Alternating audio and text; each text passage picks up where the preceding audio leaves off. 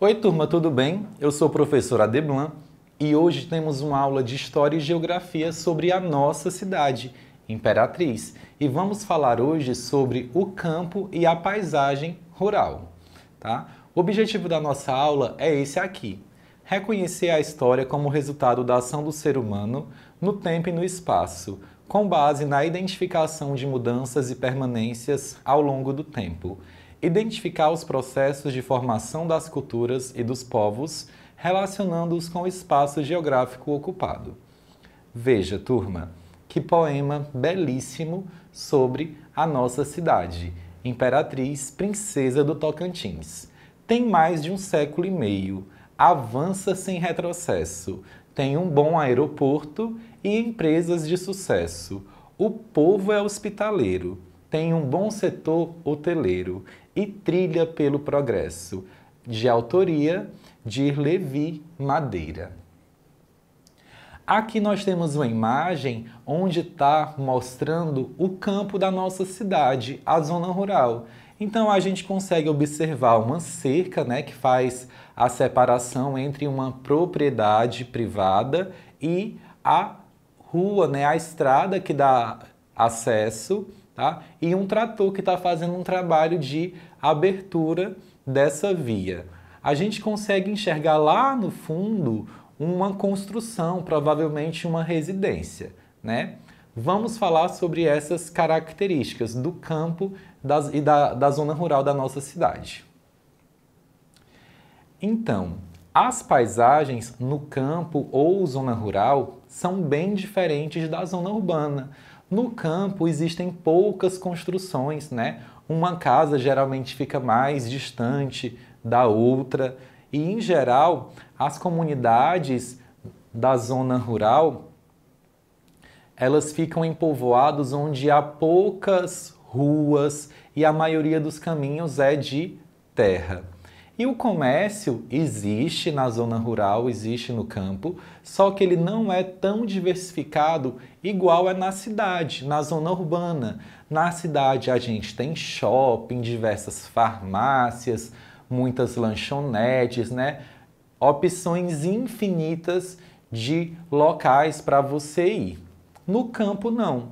O comércio ele é mais voltado para alimentação, as mercearias, né? Ele não é tão diversificado igual é na zona urbana.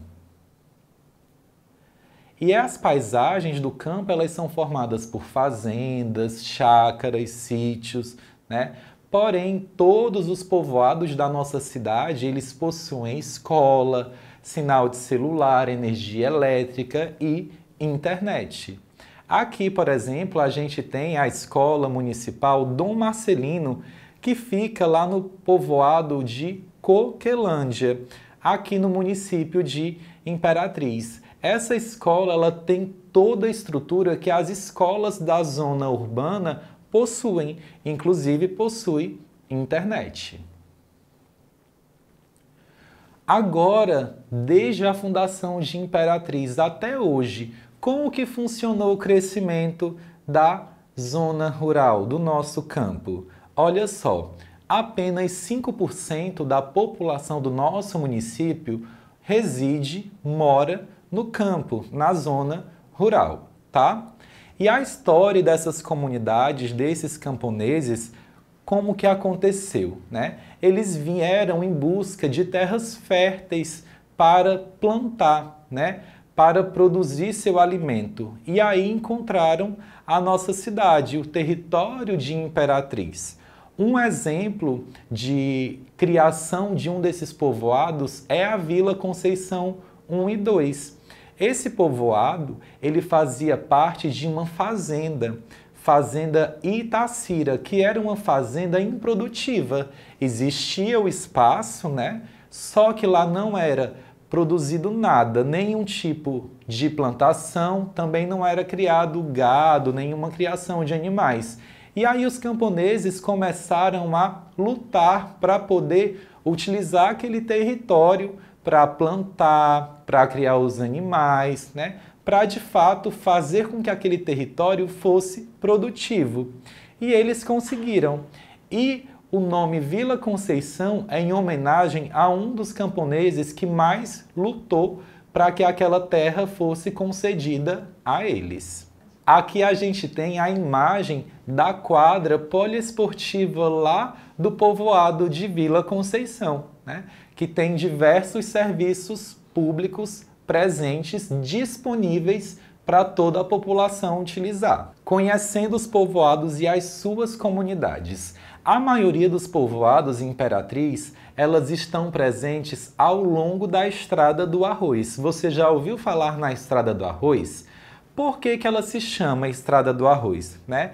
Lá, após a fundação de Imperatriz, né, muitas pessoas chegaram na cidade e foram indo para aquela região da Estrada do Arroz. E elas produziam, sabe o quê? Arroz, né? Por isso, o nome daquela estrada ficou conhecida como Estrada do Arroz. E atualmente existem diversos povoados lá. A gente tem Esperantina 1 e 2, Nova Bacaba, São José da Matança, Olho d'Água dos Martins, Coquelândia, São Félix e Petrolina, tá? Existe uma tradição muito grande desses povos no trabalho, no cultivo da terra, seja para plantar, seja para extrair o coco babaçu, né? Só que essas atividades estão cada vez ficando mais complicadas de serem realizadas. Aqui a gente tem a imagem de uma venda de produtos derivados do coco babaçu, né? Que é produzido nos povoados da nossa cidade. Por que, turma, que está tão difícil para as quebradeiras de coco e para os lavradores, para as pessoas que moram naquela região?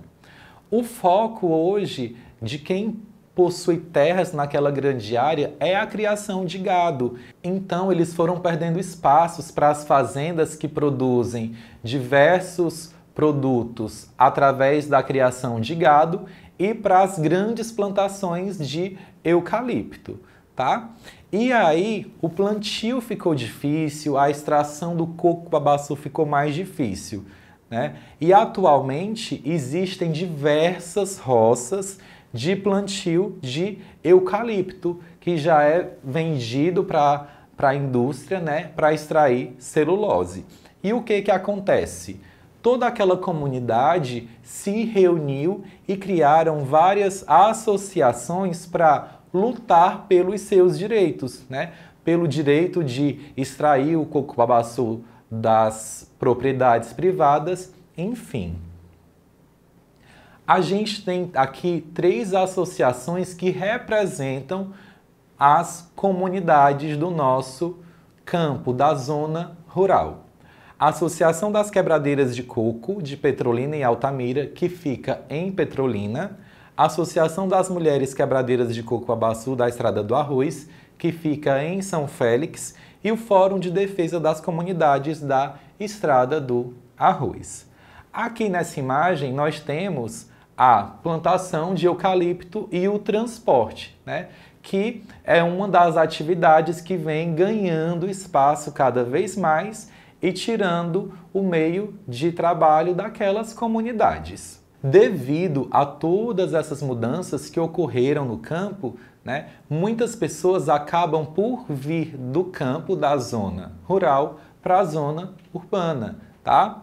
E o crescimento das estradas, a abertura das estradas foi muito importante para que a zona urbana do nosso município crescesse ao longo da nossa história, ao longo da história de Imperatriz. A primeira estrada aberta na nossa região foi a estrada que ligava a Imperatriz a Grajaú. E a partir daí, Imperatriz deixou de se isolar dentro do nosso estado. Por quê? Porque essa estrada dava acesso tanto à capital, São Luís, como ao resto do Nordeste. Logo depois, na década de 1950, a gente teve a construção da rodovia Belém-Brasília, né, que abriu as portas de Imperatriz para uma grande quantidade de pessoas de todo o Brasil e até de outros países, tá? Já na década de 1970, a população da zona urbana ela se tornou muito maior do que a população da zona rural, devido a todas essas mudanças, tá? E aí, o que se destaca? Se destaca a atividade econômica ligada ao comércio, tá bom, turma? Quer conhecer ainda mais a história da nossa cidade? Vá até a biblioteca da sua escola e peça esse livro emprestado, Imperatriz Cidade da Gente, e saia por aí contando para todo mundo o que você conheceu. Até o nosso próximo encontro, turma. Tchau!